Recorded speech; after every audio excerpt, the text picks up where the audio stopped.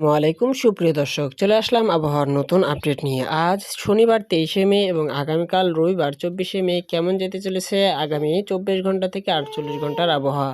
বাংলাদেশ থেকে শুরু করে নিয়ে ভারতের পশ্চিমবঙ্গ, মেঘালয়, ত্রিপুরা রাজ্য কোন কোন জেলাগুলোতে কালবৈশাখী ঝড় হতে পারে, কোথায় মেঘ বৃষ্টির সম্ভাবনা রয়েছে, কোথায় বজ্রপাত হবে, এই ভিডিওর মাধ্যমে সব জানিয়ে দেব। আপনি কোন এলাকা থেকে ভিডিওটি দেখছেন অবশ্যই আপনার এলাকার নাম আমাদের কমেন্টে জানিয়ে যাবেন এবং আবহাওয়ার নতুন আপডেট পেতে আমাদের চ্যানেলটি সাবস্ক্রাইব করে আমাদের সঙ্গেই থাকবেন। আমরা দেখতেছি কিছুক্ষণের মধ্যেই চাঁপাইনবাবগঞ্জ এবং আমনরা তার সঙ্গে আখিরাই এবং শিবগঞ্জ এই অঞ্চলগুলোর উপর দিয়ে হালকা থেকে ভারী থেকে অতি ভারী মেঘ বৃষ্টির সম্ভাবনা রয়েছে। এনায়তপুরে 17.3 মিলিমিটার এবং তারপরে আপনার নাচল 13.7 মিলিমিটার, নিয়ামতপুর 12.1 মিলিমিটার মেঘ বৃষ্টির সম্ভাবনা রয়েছে। এছাড়া মহাদেবপুর 2.9 মিলিমিটার এবং রাজশাহীতে 5.4 মিলিমিটার মেঘ বৃষ্টির সম্ভাবনা রয়েছে।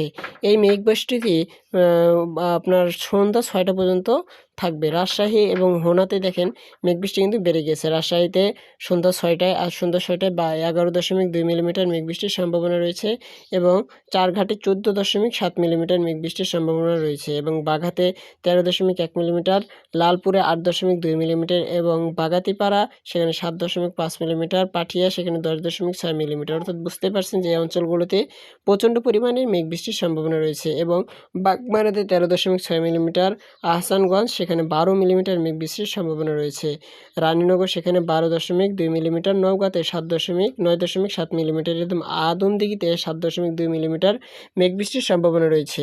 এটা সন্ধ্যা 6টার দিকে এবং দুপচাঁচিয়াতে 3.6 মিলিমিটার এবং কাহালুতে 3.2 মিলিমিটার মেঘ বৃষ্টির সম্ভাবনা রয়েছে।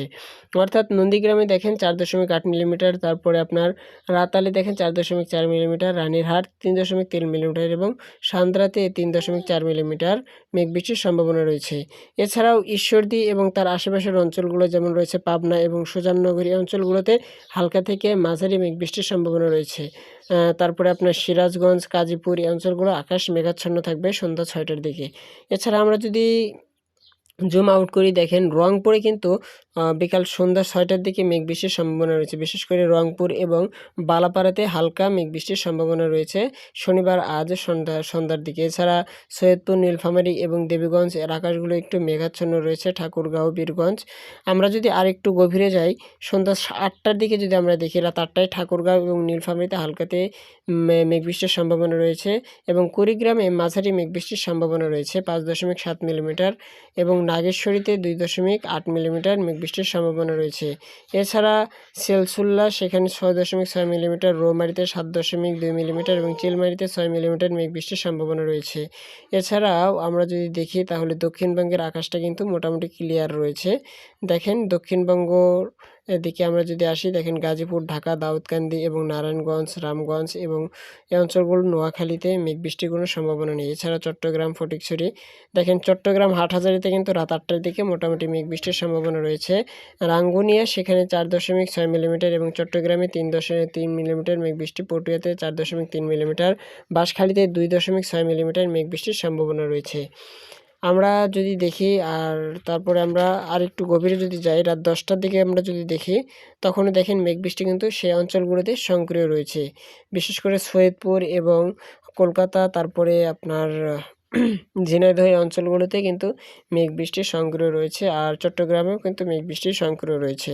আমরা যদি রাত 12টার দিকে দেখি তারপরে দেখেন কুমিল্লা এবং সিলেট, বিশেষ করে সিলেটে কিন্তু মেঘ বৃষ্টির পরিমাণটা বেড়ে গেছে। ছতকা এবং সিলেট, তারপরে আপনার বড়লেখা এই অঞ্চলগুলোতে বিনিয়াবি বাজার সেখানে কিন্তু প্রচুর পরিমাণ মেঘ বৃষ্টির সম্ভাবনা রয়েছে। জাকিগঞ্জে 15.1 মিলিমিটার মেঘ বৃষ্টির সম্ভাবনা রয়েছে।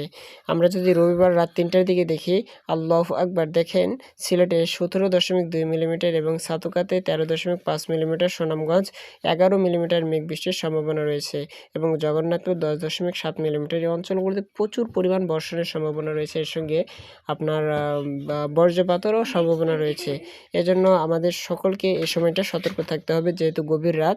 আমরা প্রয়োজন ছাড়া অযথা কেউ বাইরে যাব না। এছাড়া বাঘমারা এবং আমরা যদি উত্তরের অঞ্চলে দেখি, উত্তরেও দেখেন মেঘ কিন্তু দেখা যাচ্ছে, বিশেষ করে কুড়িগ্রাম এবং তার পাশে যদি আমরা পার্শ্ববর্তী ভারতে দেখি, দেখুন ফকিরা গ্রাম, সেখানে কিন্তু 20.9 মিলিমিটার অর্থাৎ প্রচণ্ড পরিমাণ মেঘ বৃষ্টির সম্ভাবনা হচ্ছে রবিবার রাত 3টার দিকে। এছাড়া পঞ্চগড়, তারপরে ঠাকুরগাঁও এই অঞ্চলগুলোতে হালকা থেকে মাঝারি মেঘ বৃষ্টির সম্ভাবনা রয়েছে। আকাশ একটু মেঘাচ্ছন্ন থাকবে।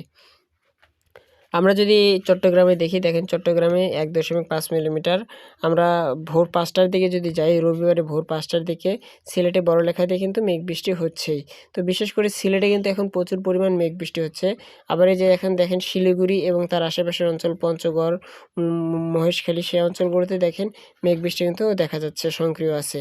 আমরা যদি সকাল 8টার দিকে দেখি, 8টার দিকে দেখি তাহলে দেখেন বাংলাদেশে কিন্তু তেমন মেঘ বৃষ্টির সম্ভাবনা নেই। তবে সিলেটের বড়লেখার অঞ্চলে সীমান্তে হালকা মেঘ বৃষ্টির সম্ভাবনা রয়েছে। এছাড়া বাংলার আকাশ মোটামুটি ভালো যাবে। আমরা যদি রবিবার 10টার দিকে দেখি, তারপরেও কিন্তু আকাশটা মোটামুটি ভালোই। তবে সৈয়দপুর এবং তার পার্শ্ববর্তী অঞ্চল সিলেটে কিন্তু মেঘ বৃষ্টির একটু সম্ভাবনা রয়েছে।